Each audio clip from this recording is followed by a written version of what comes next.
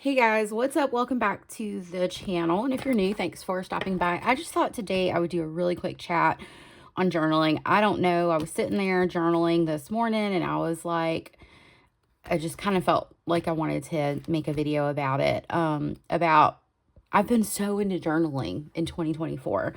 It has been like such a wonderful practice for me to, I don't know, just kind of get my thoughts out on paper in a lot of different ways, which is what I'm loving at the moment. So I share my Hobonichi Han quite a bit on my channel. And this is my memory keeping journal, my creative journal, all of that stuff. And I love the purpose this serves. I don't dive deep into my thoughts and emotions in this journal. I might kind of like scratch the surface with it, but I don't dive deep because I want this to be like a memory book that I look back on and enjoy. Now, does that mean it's all sunshine and roses in here? Absolutely not. But I like this more so like for my creativity, for, drawing, for putting in notes, ephemera, that type of thing. I do like weekly spreads. I keep track of stuff. So this is like a journal that it's really like a documentation of my life and the life of my family, basically. If it's a life book, right? I guess that's the best way I can describe it. Whereas currently using a B6 for, I guess I would call it like stream of conscious journaling, brain dump journaling. I do a lot of morning pages in here. I've never read the book The Artist's Way. I think that's where like the morning pages like premise comes from.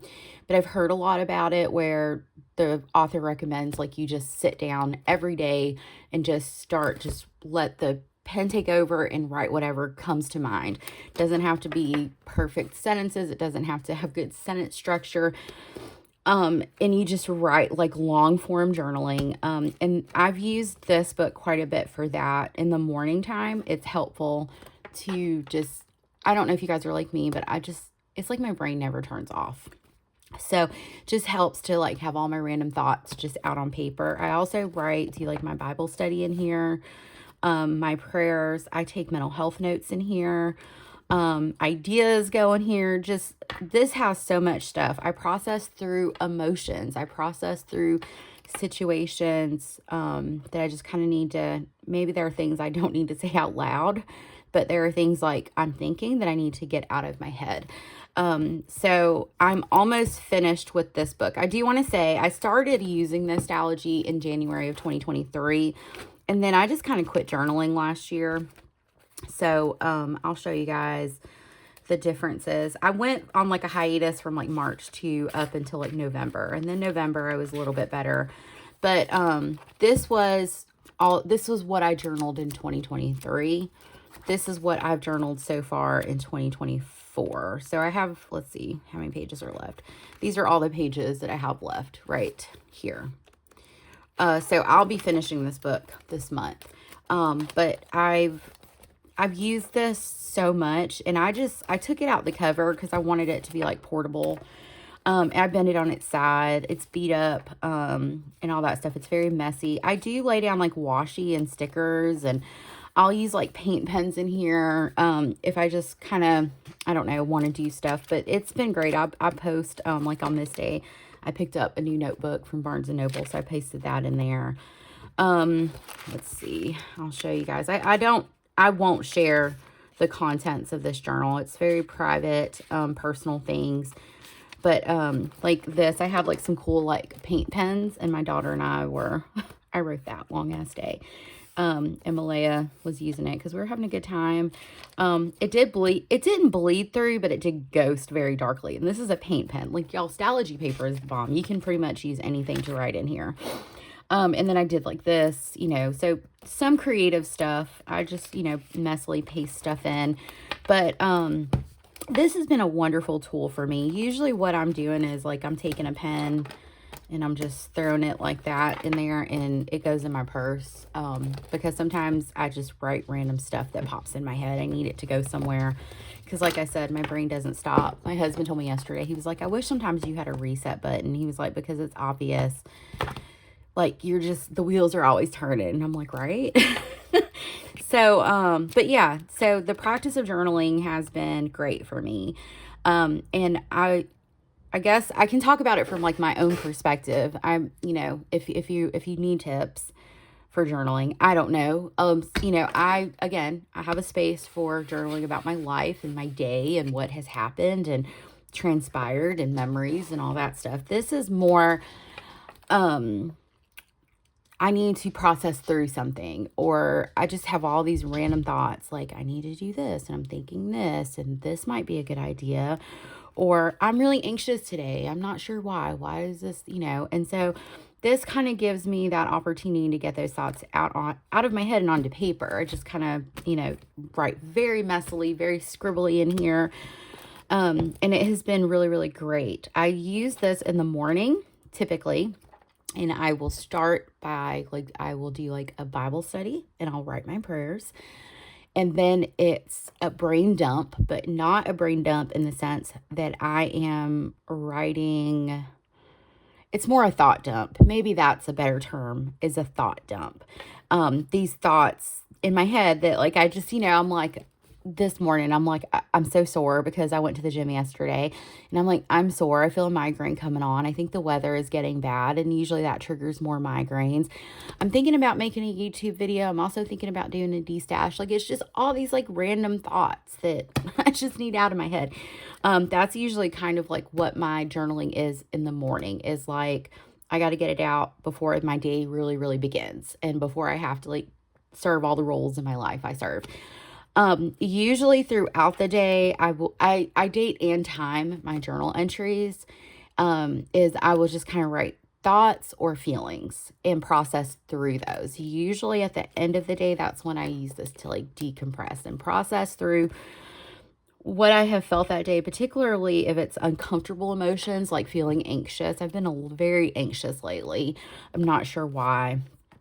So processing through that and really like, doing the the Socratic putting my thoughts on trial thing, that type of thing. It's been a really good process for my mental health, and really like my overall health. So that's what I use this for. And also like I write like when I feel joyful, like when something good has happened. So, it's been a really good practice, but I'm going to finish this book in May. So I bought this a couple of months ago. This is the Sterling Ink B6 notebook on Tomoe River paper. I don't know how many pages are in here, but it was an imperfect. It was marked down. So I was like, I want to try it. I like the color of the cover, but I de-ringed a personal ring planner from Print Pression. So it was pretty easy. It required a screwdriver to use as a cover. We'll see how long I stay in the cover. I have not, for my notebooks and my like bound book planners, I haven't been really caring about covers, but we'll see how it goes and if I like using this notebook. But I'll move into this in May. And it does fit in here. I had to kind of like finagle it to fit in this back pocket. So hopefully I can get it out if I decide I don't want it in a cover. But I'll let you guys know like if I like it and what I think. But see, it was like use my stuff. I didn't want to like go out and buy a new B6 cover that matched this cover because that's kind of ridiculous to me. Especially when my plan this year is use what you have. That's what I've been like spitting to myself all year. So I just used what I had and de-ringed this planner. And I kept the ring, so if I want to pop the rings back in, I can. And I also picked up, this is an A5 size planner. I got this at Barnes & Noble, y'all. Barnes & Noble is like stepping up their stationery game. They had I went last Friday. They had Stalogies. They had the Midori MD notebooks. They were a little bit more expensive than like what you could get like a Stalogy on Amazon for.